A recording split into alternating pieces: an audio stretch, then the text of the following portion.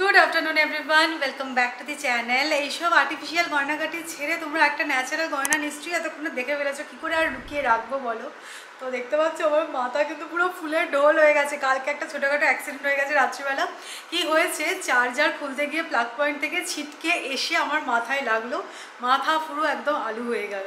তো কালকে রাত্রি থেকে চলছে, আজকে সকালবেলা উঠে দেখলাম মাথা পুরো ভার হয়ে গেছে। তারপর থেকে সমানে আমি বরফ শেক দিয়েছি, এখন অনেকটা বেটার, ফোলাটাও অনেকটা কমেছে, আর্নিকা খেয়েছি। তো এই আর কি চলেছে, এই আলুকে নিয়ে এখন ভালো থাকতে হবে। তো এখন রেডি হয়ে গেছি, 4টে বেজে গেছে। কোথায় যাচ্ছি তোমাদেরকে বলছি। স্যার এবার রেডি হয়ে নিন প্লিজ। কালকে রাত্রে এক্স্যাক্টলি কি হয়েছিল ঘটনাটার পুনর্নির্মাণ করে তোমাদেরকে আমি পুরোপুরি বুঝিয়ে দিচ্ছি, ঠিক আছে? বাংলা ঘটনার পুনর্নির্মাণ আনন্দ করে না, স্টার আনন্দ, যে ঘটনার পুনর্নির্মাণ করে দেখানো হচ্ছে। তো যাই হোক, আমি এখানটা বসে অফিসে কাজ করছিলাম, সৌমি এখানটা বসে এডিটিং করছিল। তো হঠাৎ করে দেখলাম ল্যাপটপ বন্ধ করে দিলাম, মনে হচ্ছে ঘুম পেয়ে গেছিলো। তারপর এইখান থেকে এই অ্যাডাপ্টারটা খুলতে গেল চার্জারের, কি হলো বুঝলাম না, এই জায়গাটা না হঠাৎ করে মাথার মধ্যে এসে পড়লো। আমার মনে হচ্ছে এটা পুরোপুরি ঘুমের দোষ, মানে ঘুমের ঘরে এইসব কাজকর্ম করেছে, করে পুরো আলু করে বসে গেছে। আমার তো পুরো ভয় লেগে গেল, মানে 1 সেকেন্ড 2 সেকেন্ডের মধ্যে না দেখলাম ফট করে এতখানি আলু হয়ে গেল। ঠিক আছে, বাজারে এখন আলুর দরটা তো বেশি চলছে, তোমার মাথা থেকে খানিকটা কেটে নেওয়া যাবে। হ্যাঁ, আমিও রেডি হয়ে গেছি, সৌমি আমাকে বলেছে আমি রেডি। তারপর আমি যা জামার প্যান্টটা গলিয়ে নিয়েছি। আমাদের এখানে দেখো সুটকেসটা আজকে পুরো প্যাক হয়ে গেছে, একটা সুটকেস। ম্যাডামের এখনো কিন্তু গোছানো কমপ্লিট হয়নি, আজ বাদে কাল আমাদের যাওয়া, ঠিক আছে? ওটা ওয়েটিং লিস্ট 1 এখনো ঝুলে আছে। তো সে ব্যাপারে আমরা পরে বলছি, তাই আগে জানিয়ে দিই যে আমরা এখন কোথায় যাচ্ছি। একটা লং পেন্ডিং কাজ ছিল অনেক দিন ধরে, তো সেটাকে এখন কমপ্লিট করতে যাচ্ছি। অ্যাকচুয়ালি তোমরাও অনেকে বলেছিলে যে আমার বাবা মা কেন সৌমিদের বাড়ি যায় না, সৌমির বাবা মার সাথে দেখা করতে। অ্যাকচুয়ালি আগে মানে এরকম নয় যে ওদের মধ্যে ঝগড়া আছে তাই দেখা করতে যায় না, ওরা পুনেতে গিয়ে কত আনন্দ মজা করেছে তোমরা সেটা দেখেইছো। হ্যাঁ এক্স্যাক্টলি। তো বাট আমার বাবারও শরীরটা খারাপ হয়েছে, তোমরা জানো ইউটিউবে। আর সৌমির বাবার শরীরটা যে বেশ কয়েকদিন ধরেই একটুখানি বেগরবাই করছে, সেটাও বুঝতে পারছি। আমরা যখনই যাচ্ছি মানে এমার্জেন্সি কলেই যাচ্ছে না একটা ব্যাপার। তো আজকে সব কিছু মনে হচ্ছে ঠিকঠাক আছে। তো আমরা 4 জনে মিলে আজকে যাচ্ছি সৌমিদের বাড়িতে, একদম জামাই আদর খেতে আমি যাচ্ছি। আমার কিচ্ছু বলবো না, তো কিচ্ছু বলবে না, চলো যাওয়া যাক, বেরোনো যাক। আজকে আমাদের খুব বাজে হয়েছে, আজকে আমাদের জয় মঙ্গলবার, তুমি জামাই আদর খাবে? সিরিয়াসলি কি ননভেজ হচ্ছে নাকি ভেজ? ভেজ। চলো তাহলে আর ছেড়ে দাও, তুমি একটা সেন্টার থেকে ড্রাইভার নিয়ে নাও।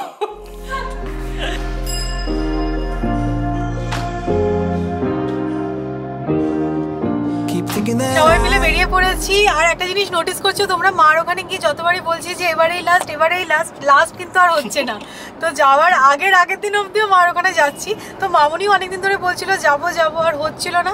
তো আজকে মোটামুটি সবাই আর কি টাইমও ম্যাচ করেছে, বাবারও শরীরটা ঠিকঠাক আছে, তাই আজকে তো কি হয়েছে, তাই জয় মঙ্গলবার বলে কি আর হবে বলো, তোমার একটুখানি লস হয়ে গেল।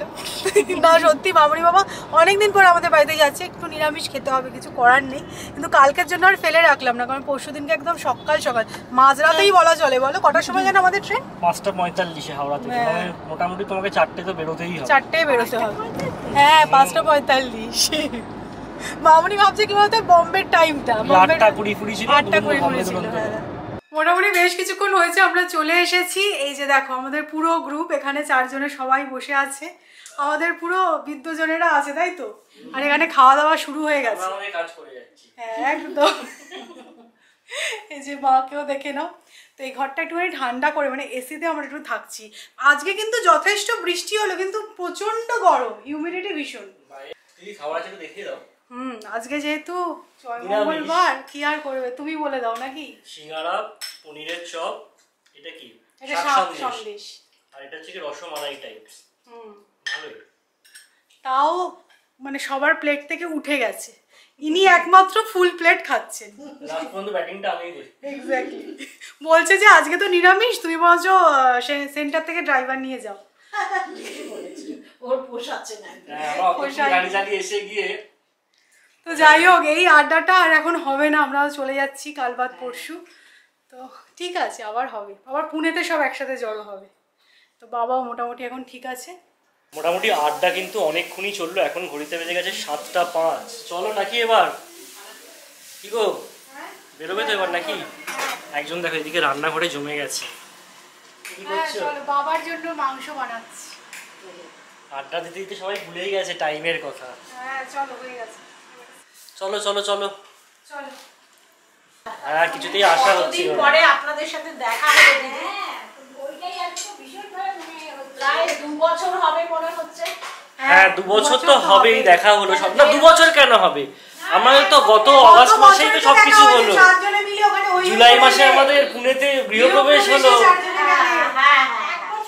দেখা দেখা হ্যাঁ দেখা বরানগরের বাড়িতে যাওয়া হয়নি প্রায় 2 বছর। হ্যাঁ বরানগর বাড়িতে অনেকদিন যাওয়া হয়নি, মানে বাবা মাও এলো প্রায় 4 বছর পর। টাটা, আবার দেখা হবে। হ্যাঁ তোমাদের সাথে ফার্স্ট দেখা হচ্ছে এবার। হ্যাঁ 4 তারিখে। আর খেয়ে কিন্তু ওজন বাড়িয়ে আসতে হবে। Tata.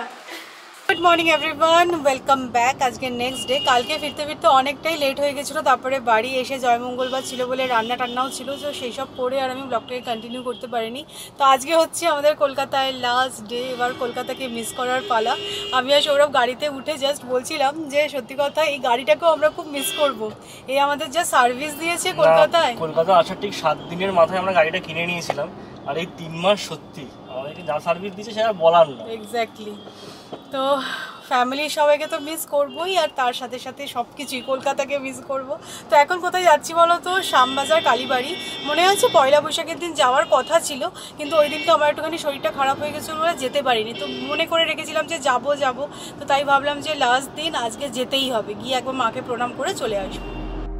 Could have done something, but now I'm left with an empty heart. No making amends, no waking up beside you and holding you till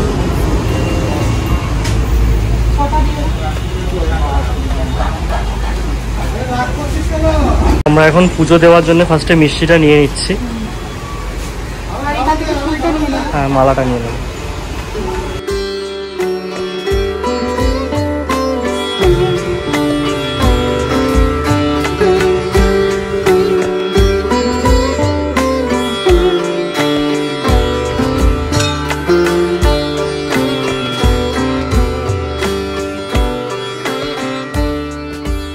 Shyambazar থেকে কিন্তু আমরা একদম হিমসাগর তুলে নিয়েছি।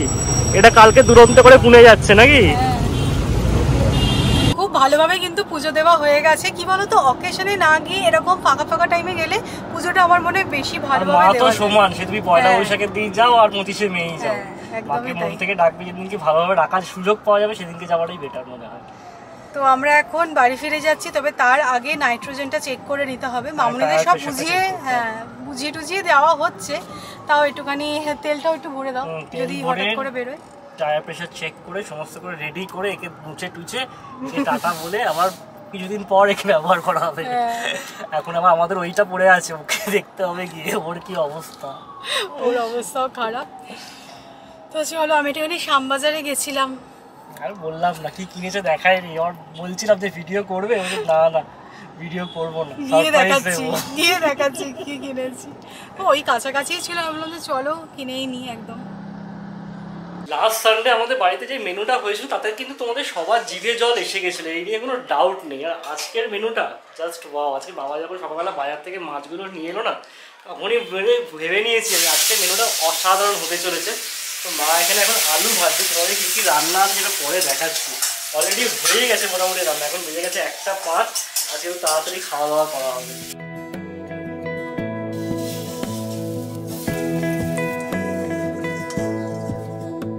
আজকে স্পেশাল অ্যাট্রাকশন হচ্ছে চিংড়ি মাছের মালাইকারি। দেখতে তো দারুণ হয়েছে, আর এখানে স্যার বসে পড়েছে। তার সাথে আছে তোপসে মাছের ভাজা।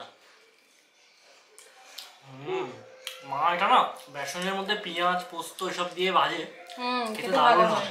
তার সাথে আছে ঝুড়ো আলু ভাজা, মুগের ডাল, তোপসে ফ্রাইটা তো দেখিয়েই দিলাম, আর আছে চিংড়ি মাছের মালাইকারি। আর ডাল দিয়ে খাওয়ার জন্য কাগজি লেবু।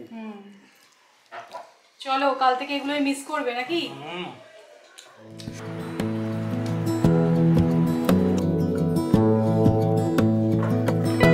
ঠিক আছে। এরকম সাইজের চিংড়ি ছাড়া মালাইকারি হয়। আজকালকার দিনে লোকে দেখি ছোট ছোট চিংড়ি দিয়ে মালাইকারি বানিয়ে দিচ্ছে। পুনেতে গিয়ে আমাদেরও তাই করতে হবে সৌরভ। মানে এই যে এই মাথার ঘি, এটা যদি না মেশে তাহলে আর মালাইকারি হলো না। লাস্ট 3টে মাস কি করেছে বেরিয়ে গেল কলকাতায় বুঝতেই পারলাম না। এবার বাড়ি ফেরার পালা। এখানে এখন ফাইনাল প্যাকিং চলছে। 3 মাস যেহেতু বুঝতেই পারছো প্যাকিংটা জোর কদমে শুরু করেছি আমরা, কারণ অনেক কিছু জিনিস হয়ে গেছে। তাই জন্য এবার আমরা ট্রেনে যাচ্ছি। মানে কি অবস্থা ভাবতে পারছো তো। তো তোমাকে মনে হচ্ছে আজকে অফিসটা একটু লেট করেই শুরু করতে হবে না? যতক্ষণ এগুলো সমস্ত র্যাপ আপ করতে পারছে ততক্ষণ নিশ্চিন্তে। যে পরিমাণে জিনিস নিয়ে যাচ্ছি মানে হাওড়া স্টেশন থেকে আমাকে বাড়ি বার করে দেয়। এবার আমি তোমাদেরকে বলি আমার কিন্তু টিকিট এখনো কনফার্ম হয়নি। হ্যাঁ ওয়েটিং লিস্ট মানে ঝুলছে জানি না। না আমার একজন রিলেটিভ আছে, তো আমি ফোন করে জিজ্ঞাসা করলাম, বললো যে ম্যাক্সিমাম চান্স যে এটা কনফার্ম হয়ে যাবে, যেহেতু ওয়েটিং লিস্ট 1 আছে, কারণ এটা কোটার ব্যাপার আছে। ফার্স্ট ক্লাসে এমপিএমএল এর কোটা থাকে, তো এমপিএমএল তো আর ট্রেনে করে ট্রাভেল করে না আমাদের দেশে, তো হয়ে যেতে পারে। না হলে সৌমি বলেছে একটা মোড়া নিয়ে যাবে, আমি সিটে শুয়ে থাকবো, সবই মোড়ায় বসে থাকবে, ফালতু বকছে। তো তখন আর কি অ্যাডজাস্ট করতে হবে, যেহেতু আমাদের পিএনআর নাম্বারটা সেম আছে, তাই জন্য আমাকে ট্রেনে উঠতে দেবে। তো টিটিকে ম্যানেজ করে কিছু একটা করে নিতে হবে, তো সেরকমই প্ল্যান আছে। বাট আমার মনে হচ্ছে হয়ে যাবে এটা। লাস্টবারও যখন ফার্স্ট ক্লাসে গেছিলাম তখন আমরা দেখেছিলাম যে প্রচুর সিট খালি পড়ে থাকে। আমরা যখন ট্রাভেল করেছিলাম তখনও দেখেছি যে প্রচুর খুব ফাঁকা ছিল। তো এই ব্যাপার, চলো লাস্ট ফিনিশিং যেগুলো আছে সেগুলো সব করে নিই। আর হ্যাঁ, কি কিনলাম শ্যামবাজার থেকে তোমাদেরকে দেখিয়ে নি, দাঁড়াও। এই শাড়িটা তো সেদিনকে বড়বাজার থেকে কিনেছি, তোমাদেরকে দেখিয়েছি, জন্মাষ্টমীর দিন পরবো বলে নিলাম। তো ভাবছিলাম যে একটা লাল ব্লাউজ হলে ভালো হয়, তো পুনেতে গিয়ে কেনার প্ল্যান ছিল। তারপর আমি মনে হলো যে না ঠিক আছে, হাতের সামনে আজকে আমি গেছি সুভাষ কর্নার থেকে, দেখো এই রেড কালারের ব্লাউজটা আমি কিনে নিয়েছি। 350 টাকা নিল, এরকম বোট নেকের ওপর। ফিটিংসটাও ঠিকঠাক হয়েছে, একটু সামান্য বড়, সেটা আমি বাড়িতে নিজেই আর কি ফিটিংস করে নেবো। তো এইটা একটা নিয়েছি। আর ঠাকুরের সিংহাসনে পাতার জন্য অনেকদিন ধরেই ভাবছিলাম কাট পিস নেবো, তো এই সুতির কাট পিসটা নিয়ে নিয়েছি। এই দুটো আর কি কেনাকাটি হয়েছে লাস্ট মিনিট শপিং। একদম হাওড়া স্টেশন থেকে না কিছু কিনতে হয় তোমাকে, দেখো এবার তুমি বকো না। হ্যাঁ জানা তোমরা জানো না, কালকেও আমি জগার্সটা পরে যাবো, আমাকে মনে করে বেলটা নিয়ে যেতে হবে। তুমি আর বকো না, চলো চলো। সো আমাদের প্যাকিং ডান, আমি স্নান টান সেরে নিলাম। আর সৌরভ ওরকম বলছে, আমার তো মনে হচ্ছে না যে খুব বেশি লাগেজ হয়েছে। তো এই 3টে সুটকেস যাচ্ছি, আর এই রোবো কুকের প্রেশার কুকারটাও নিয়ে নিয়েছি, কারণ মামুনি এটা ইউজ করবে না, পরে থাকলে নষ্ট হয়ে যাবে। তো আমি ওখানে নিয়ে চলে যাই, টুকটাক ঘুরিয়ে ফিরে রান্নাবান্না করা যাবে। তো এই মাল হয়েছে টোটাল। তো ট্রেনে যাচ্ছি, এইটুকু তো বানতা হে বলো। তো এখন নিচে যাবো, চাটা খাবো। আর আজকে সকাল থেকে যে পরিমাণে গরম পড়েছিল না, বৃষ্টি যে নামবে বোঝাই যাচ্ছিল। তো একদম ঝেপে এদিকে ঝড় বৃষ্টি হলো। চলো সবার সাথে চাটা খেয়ে নিই। যাবে তো নিচে? চলো। তো চলো, অদ্যই শেষ রজনী। এই সমস্ত পার্টিসিপেন্টদের তোমরা কিন্তু ব্লগে খুব করে দেখতে পেয়েছো লাস্ট 3 মাস, বাট আজকের পর থেকে আবার কিছুদিনের গ্যাপ। এরপর থেকে আমি সৌমি এরকমই চলবে, এরা আবার আসবে কিছুদিন বাদে।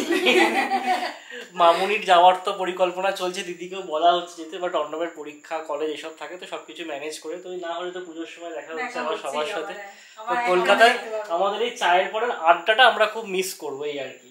না সবটাই মিস করবো। আর এই বলছি না 3 মাস কি করে বেরিয়ে গেল বুঝতেও পারলাম না, একদম বুঝাই গেল না করে চলে গেল। তো আবার সব কিছু হবে, দেখা সাক্ষাৎ হবে। দাঁড়াও এই ফ্রেমটা একটু নিয়ে নি লাস্ট বারের মতো। এক্স্যাক্টলি। বাট সৌমি এখনো যেতে পারবে কিনা সেই ব্যাপারে কনফার্ম হয়নি, টিকিটটা কি হয় দেখা যাক, সেই ব্যাপারে তোমরা কালকে জানতে পারবে। আর ব্লগটাকে এখানে আমরা এন্ড করছি। যদি ভালো লেগে থাকে তাহলে অবশ্যই লাইক করো, শেয়ার করো, যারা নতুন দেখছো সাবস্ক্রাইব করে নিও। টাটা, বর্ণমের বাড়ি থেকে টাটা। হ্যাঁ, একদম গুড নাইট।